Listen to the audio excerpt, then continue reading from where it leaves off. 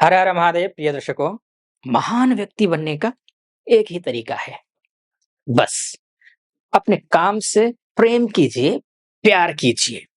अपने काम से प्यार करने का समय मिथुन राशि वालों को का भी आ गया है। वैसे बहुत काम से प्यार करते हैं, काम करने में कभी पीछे नहीं हटते मिथुन राशि वाले। भले ही अलग बात है कि डबल माइंडेड होते हैं, करें ना करें, कब करें, कैसे करें, ये सोचते रहते हैं, सोचने में ज्यादा समय बिता देते हैं। क्योंकि ये जो 64 दिन का समय है ना, वो जो तूफानी समय है, यानी कि अप्रैल के फर्स्ट वीक से लेकर के जून के फर्स्ट वीक तक का जो समय है, ये टाइम पीरियड है आपके लिए वाक़ई में कुछ तूफ़ानी करने का है, कुछ काम करने का है, कुछ नया काम करने का है, कुछ अलग काम करने का है, कुछ उत्साह के साथ में, जुनून के साथ में काम करने का समय है। क्योंकि कर्म क्षेत्र में ही यहाँ देख रहे हैं आप 5-5 ग्रह यानी कि पंचग्रही योग बन गए हैं। इसी भाव में शुक्रादित्य नामक राजयोग बन गया है, इसी भाव में बुधादित्य नामक राजयोग बन गया है, इसी भाव में मंदार का नामक योग बन गया है, इसी भाव में जड़त्व नामक योग बन गया है, खराब योग है, इसी भाव में पिशाच नामक योग बन गया है, धूर्त नामक योग बन गया है और श्रापित दोष बन गया है, प्रेत बाधा दोष बन गया है। इसी भाव में आपका लक्ष्मी नारायण नामक राजयोग बहुत अद्भुत राजयोग है। इसी भाव में मालव्य नामक राजयोग बन गया है, इसी भाव में नीच भंग राजयोग बन गया है। बाबा कितने राजयोग हैं, देख लीजिए। अच्छे भी हैं, बुरे भी हैं और किस भाव में हैं, मायने ये रखता है। मायने ये रखता है कि वो कर्म भाव है, मायने रखता है। बहुत मायने रखता है कर्म भाव में ही।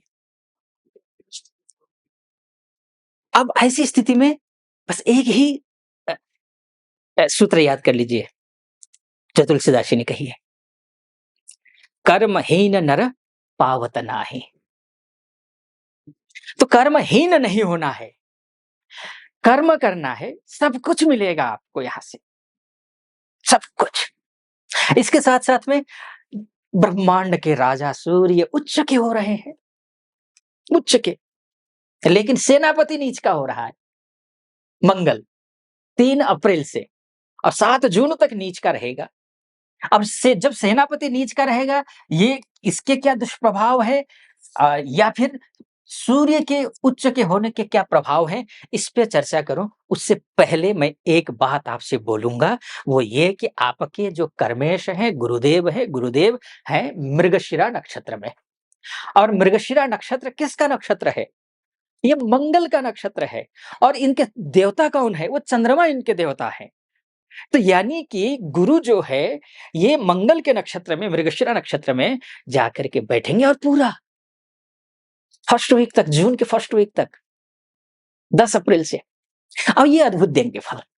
यानी कि आपके कर्मेश, आपके लाभेश के नक्षत्र में जाकर के बैठेंगे। समझे आप? आपके यानी कि आप जो कर्म करेंगे, उसका लाभ मिलेगा या उसकी हानि होगी। विजयी प्राप्त हो करेंगे या फिर पराजय होंगे, ये तय करने वाला ग्रह यहाँ है। तो ये पराजय के भाव में नहीं, ये विजय के भाव में कि स्वामी के नक्षत्र में जाकर के बैठेगा, यानी कि जो भी कार्य करेंगे उसमें आपको लाभ मिलेगा। वो जो भी कार्य करेंगे उसमें आपको विजय श्री का पताका फहराएँगे, ये आप समझ लीजिए। ठीक है? आपको क्या करना है? मंगल नीच के हैं, हनुमान चालीसा, गुरुदेव मंगल के नक्षत्र में जाकर बैठ गए, तो आप ओम नमो भगवते वासुदेवाय, कौन सा मंत्र है? ओम नमो भगवते वासुदेवाय, इस मंत्र का जाप करना है। तुलसी जी पर जल चढ़ाना है संडे और एकादशी छोड़ करके। चंदन, माफ कीजिए, केसर या फिर हल्दी का टीका लगाना है, बस इतना करना है। इतना अगर कर लेते हैं और हनुमान जी की पूजा कर लेते हैं, तो मैं कहूँगा कि नौकरी में प्रमोशन तय है। नौकरी नहीं लग रही, नौकरी लगेगी। बॉस के साथ या कलीग के साथ रिश्ते अच्छे नहीं बन पा रहे हैं, तो रिश्ते अच्छे बन जाएँगे। मान बढ़ेगा, पद बढ़ेगा, प्रतिष्ठा बढ़ेगी, तो स्वाभाविक नौकरी लगेगी या प्रमोशन होगा तो स्वाभाविक पैसा भी बढ़ेगा। तो ये सब कुछ आपका बढ़ता हुआ दिखाई दे रहा है इन्हीं दिनों में। ये तो बात गुरु और मंगल की हो गई। सूर्य की भी बात कर लेते हैं। सूर्य की क्या बात करेंगे कि देखिए सूर्य आपका तृतीयेश है। इच्छा शक्ति, इच्छा शक्ति आप यहां से प्राप्त कीजिए। जो इच्छाएं रखेंगे उस इच्छा की प्राप्ति के लिए आपके पास रास्ते मिलेंगे। कॉन्फिडेंस लेवल बढ़ेगा। मंगल नीच के होने से कॉन्फिडेंस लेवल आपका डाउन हुआ था। लेकिन मंगल के उच्च के होने से, नहीं माफ कीजिए, सूर्य के उच्च के होने से जो डाउन कर रहा था, जो मंगल डाउन होने के, नीच के होने की वजह से ऋण लग रहा था, रोग लग रहा था, व्याधि लग रही थी, शत्रु बढ़ रहे थे, लेकिन ये तो बढ़ेंगे शत्रु, लेकिन शत्रुओं पर दमन करेगा ये सूर्य, शत्रुओं का दमन करेगा। ऋण से, रोग से मुक्त होने के लिए प्रेरित करेगा मंगल को, क्योंकि राजा है ना, राजा है, तो ये करेगा, ठीक। अब आता हूं मैं इसमें, ये महत्वपूर्ण है। बहुत सारे योग बनने क्या-क्या फल देंगे, इस विषय में बात करेंगे। उससे पहले एक निवेदन करना चाहूँगा आपसे। यहाँ तक पहुँचे हैं आप, सटीक लग रहा हो, तो चैनल को सब्सक्राइब कर दीजिएगा, वीडियो को लाइक और कमेंट बॉक्स में जाकर के, जैसा कि मैं हमेशा अपनी वीडियो में कहता हूँ, महादेव का भक्त हूँ और गर्व से कहता हूँ महादेव का भक्त हूँ, और कृपा आप पर भी बनी रहे, ऐसी मेरी कामना। हर हर महादेव 5 बार, 11 बार, 21 बार, जो भी श्रद्धा बने आप लिख दीजिएगा। चलिए, फिर से विषय पर लौटते हैं। तो ये तो बात हो गई। अच्छा, मंगल के बारे में भी थोड़ा-सा नक्षत्र, क्योंकि इसमें मैं एस्ट्रो मुक्ति मेरा चैनल है ना, सिर्फ़ ग्रह गोचर की बात करनी हो ना, तो मैं उसमें एक और मेरा यूट्यूब चैनल है आचार्य मुक्ति करके, तो उसमें करता हूँ मैं। इसमें एस्ट्रो मुक्ति में नक्षत्रों को भी मैं शामिल करता हूँ।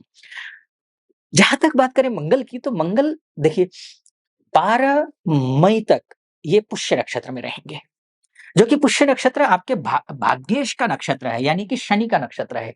12 मई तक यहाँ रहेंगे। भाग्येश वैसे तो भाग्य में जो है वो प्राप्त करने के लिए आपको जद्दोजहद करना पड़ेगा, यानी कि मेहनत करनी पड़ेगी, इतना तो समझ लीजिए। आप ये सोचिए कि नहीं सुप्तस्य सिंहस्य प्रविशन्ते मुखे मृगाः, सोते हुए हिरण के मुँह में अपने आप आकर के, माफ़ कीजिए, सोते हुए शेर के मुँह में अपने आप आकर हिरण नहीं चला जाता है, उसी तरीके से उसको भी दौड़ना पड़ता है ना, उसी तरीके से आपको भी क्या करना है, मेहनत करनी है, दौड़ लगाना है, टारगेट को नहीं छोड़ना है। ये अगर करेंगे तो भाग्य साथ दे रहा है, मंगल जिस नक्षत्र में बैठा है उस आधार पर। लेकिन 12 मई के बाद से लेकर के जून की 7 तारीख तक ये आश्लेषा नक्षत्र में रहेंगे। आश्लेषा नक्षत्र में रहने का तात्पर्य ये है, बुध का नक्षत्र है, अच्छा नहीं है, लेकिन केंद्रेश है, बुध केंद्रेश है, लग्नेश है, राशिश है, मानकर चलिए, और चतुर्थेश है। तो ऐसी स्थिति में बहुत रिश्ते अच्छे न होने के शत्रु हैं। रिश्ते अच्छे न होने के बावजूद उबड़-खाबड़ रास्ता तो है, लेकिन रास्ता आप तय कर रहे हैं, ये मानकर चलिए, ठीक है? लेकिन संघर्ष है। हाँ, इसका दोष एक है, सर्प, उसके जो आश्लेषा नक्षत्र के जो देवता होते हैं ना, वो सर्प होते हैं। यानी कि आपको पूरे अपने फंदे में लपेटने की कोशिश करेंगे, फँसना नहीं है। खासकर बिज़नेस में और नए कामों में, ध्यान रखिए। फ्रेंड सर्कल से भी थोड़ा बचना है, अपने से ही धोखा ये हो सकता है, तो इसमें ध्यान रखना है। लेकिन इसकी मैं बात करने की सोच रहा था, लंबा वीडियो हो जाएगा, लंबा वीडियो में फिर थोड़ा जो है आधा घंटे का हो जाएगा। ख़ैर, मैं इसको नहीं कहता हूँ। अ, अगर मैं मोटा-मोटी तौर पर कहना चाहूँ, तो देखिए वैसे तो आपकी कुंडली ही आपका डीएनए है।